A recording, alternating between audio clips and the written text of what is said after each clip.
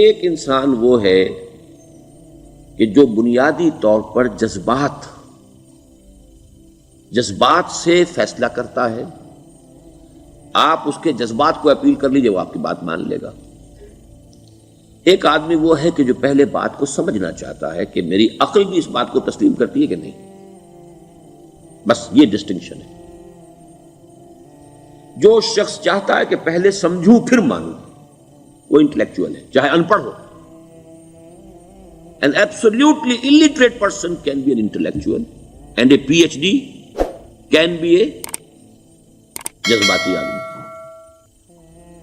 P H D ہونے سے کیا ہوگا؟ ایموشنل ہو سکتا ہوں.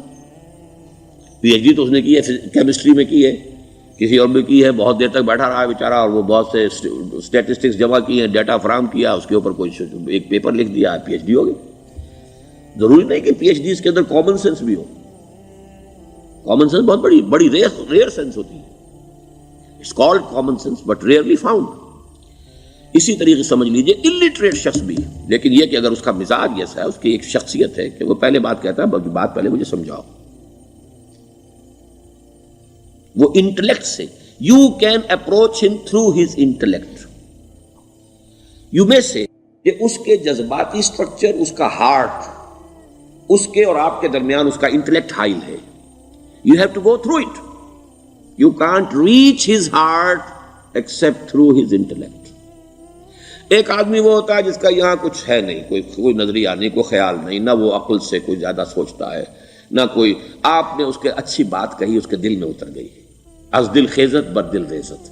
خلوص کے ساتھ آپ نے ایک بات کہی، بات اچھی تھی، اس کی فطرت نیک تھی، اس نیک فطرت اس بات جا کے اپیل کر گئی. And he starts going with you.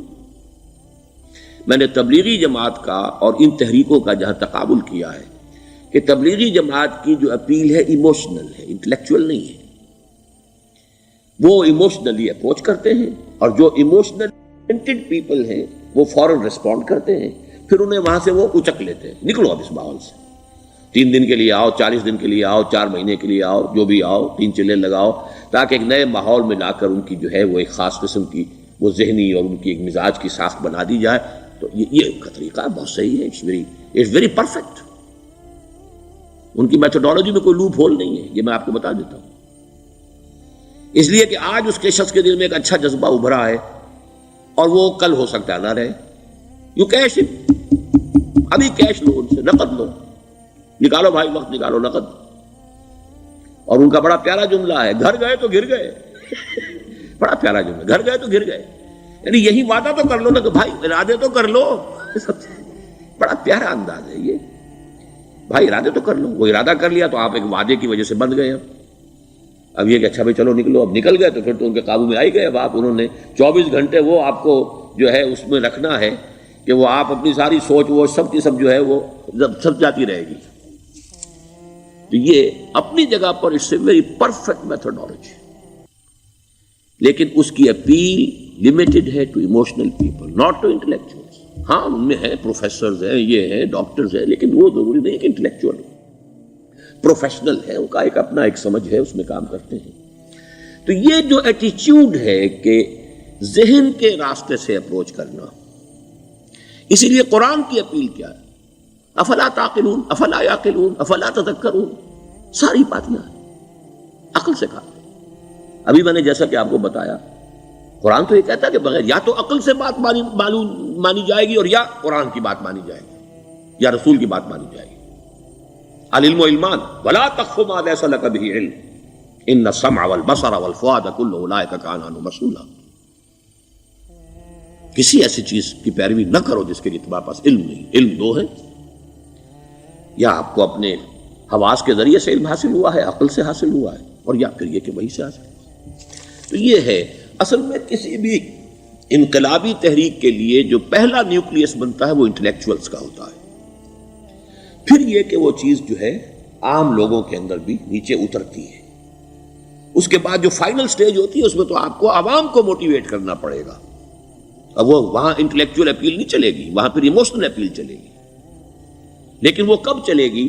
جبکہ ایک مضبوط جماعت ایسی پیدا ہو چکی ہو کہ جو سمجھ کر آئی ہو، علی وجہ البصیرت مان رہی ہو چل رہی ہو اپنی دونوں آنکھیں کھول کر چل رہی ہو، پھر ڈسپلنڈ ہو، پھر جو کچھ کہہ رہی ہے وہ کر بھی رہی ہو، ایسی مضبوط جماعت ہوگی تو ایک عوامی جو ہے کوئی تحریک اٹھا کر اسے کنٹرول کر سکتی ہے، اسے ایک ڈائریکشن کے اندر رکھ سکتی ہے، ورنہ عوامی تحریک کو کوئی کر سکتا ہے؟ عوامی تحریک خود بخود بھی دائیں بائیں کسی طرح بڑھ جائے گی، جوش اور جذبات کے اندر، تو پھر انسان جو ہے وہ پھر ادھر سے ادھر نکل جاتا ہے، پھر وہ حد اعتدال پر نہیں رہتا۔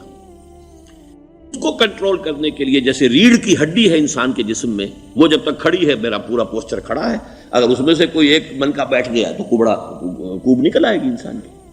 تو وہ ریڑھ کی ہڈی جو ہے وہ جماعت ہے، انقلابی جماعت، جو کہ اسلامی انقلاب میں حزب اللہ، جو ہم تنظیم اسلامی کے تحت کوشش کر رہے ہیں بنانے کی، اور یہ کہ اس کے لیے انٹلیکچوئل اپروچ کے لیے یہ سارا معاملہ ہے کہ جو اسلام کی نشأت ثانیہ سے شروع ہوا، اور یہ سارا کام جو اب ہو رہا ہے، آپ سے بات ہو رہی ہے، آپ کو سمجھانے کی کوشش ہو رہی ہے کہ دین کو سمجھیے کہ دین ہے کیا، اس کا ہدف کیا ہے، اس کا بیسس کیا ہے، اس میں پرائرٹیز کیا ہیں، یہ ساری چیزیں کہ سمجھ سے آئیں آپ کے اندر، پھر آپ سمجھ کر اس شے کو قبول کریں، یہ ہماری پرائرٹی ہے۔ ہم آپ کو ایموشنلی موٹیویٹ کر کے حرکت میں نہیں لانا چاہتے، وہ سٹیج آئے گی، جب آئے گی، اگر وہ مضبوط جماعت پہلے تیار ہو جائے تو پھر وہ سٹیج آئے گی، پھر عوام کو موٹیویٹ کریں گے۔ اور اس وقت میں سمجھتا ہوں کہ اگر کوئی ایسی شکل ہمارے ذریعے سے اللہ نے پیدا کر دی تو مجھے یقین ہے کہ تبلیغی جماعت کے لوگوں کی بہت بڑی تعداد جو ہے کھنچ کر آ جائے گی، جیسے ویکیوم میں کوئی چیز کھنچ جاتی ہے۔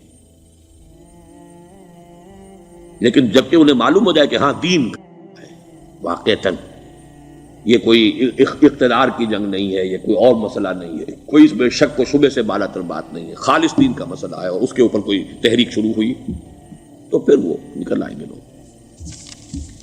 حضور کے زمانے میں بھی سمجھ لیجئے، جیسا کہ میں نے کہا الٹریٹ ہونا اور بات ہے، لیکن یہ کہ انٹلیکچوئل جو ہے وہ اسٹرکچر آف پرسنالٹی ہوتا ہے، انٹلیکچوئل یا ایموشنل۔ یہاں پر ایک جملہ ذرا نوٹ کر لیجئے اگر آپ کے علم میں نہ ہو، جبران، خلیل جبران جو ہے یہ ایک عیسائی مصنف تھا، عرب لبنان کا، لیکن بہت بڑا ادیب تھا۔ تو اس کا ایک جملہ ہے، عقل سے روشنی حاصل کرو لیکن جذبے کے تحت حرکت کرو۔ یعنی عقل سے روشنی حاصل کرو، جانا کدھر ہے، منزل کیا ہے، ہدف کیا ہے، یہ عقل سے طے کرو، یہ جذبات میں طے نہ کرو، یہ تو غلط ہو جائے گا، ڈائریکشن ہی غلط ہو جائے گی۔ لیکن جب طے کر لیا، عقل سے پہچان لیا، دس از دی آئیڈیل، دس از دی گول، یہ میرا مقصود ہے، اب عقل کو ذرا ایک طرف رکھ دو۔ اگر عقل کو رکھے رکھا یہ چلنے ہی نہیں دے گی، یہ کہے گی کہ ذرا سوچو تو صحیح، بیوی بچے ہیں، یہ ہے، گھر بار ہے، یہ عقل تو پھر یہ سکھائے گی۔ عقل کے معنی باندھنے کے ہیں، یہ معلوم ہے آپ کو؟ عقل کے معنی باندھنا۔ اقال جو یہ عرب لوگ اپنے سر کے اوپر یہ لگتے ہیں، اقال، یہ کیا تھا اصل میں؟ یہ عرب بدو جب ہوتا تھا، بدو، وہ اپنے سر پر ایک رسی باندھ لیتا تھا کہ جہاں کہیں وہ اونٹ سے اترے گا وہ رسی اپنے سر پر سے کھولے گا اور اونٹ کا گھٹنا اس سے باندھ دے گا۔ ایک گھٹنا باندھ دیتا تھا تاکہ اب یہ اونٹ دوڑنے کے قابل نہیں رہا، 3 پاؤں سے اچک اچک کر، ادھر سے کوئی کیکر کا درخت ہے کچھ کھا لے گا، کہیں اور چلا جائے گا، دوڑ تو نہیں سکتا۔ اس رسی کو وہ اقال کہتے تھے۔ اب جب اس نے پھر چلنا ہے، سفر شروع کرنا ہے، وہ رسی اونٹ کے گھٹنے پر سے کھولی اور اپنے سر پر باندھ لی، یہ اقال تھا، جو اب یہ سنہری اقال باندھے پھرتے ہیں بادشاہ لوگ۔ That is the basis of their اقال۔ اسی لیے حدیث آتی ہے کہ ایک بدو، ایک عرب باہر سے آئے، اونٹنی کو انہوں نے بغیر باندھے، وہ مسجد نبوی سے باہر حضور نے دیکھا کہ وہ اونٹنی کو انہوں نے باندھا نہیں، اس کا گھٹنا، اور وہ چلے آئے۔ حضور نے پوچھا کہ تم نے اونٹنی کا گھٹنا کیوں نہیں باندھا؟ انہوں نے عرض کیا کہ میں نے اللہ پر توکل کیا۔ تو حضور نے فرمایا یہ غلط ہے، اعقلھا ثم توکل، پہلے اس کو باندھ دو پھر توکل کرو۔ اسباب اور وسائل و ذرائع کا استعمال یہ تم پر لازم ہے، لیکن توکل اس پر نہ کرو، توکل اللہ پر۔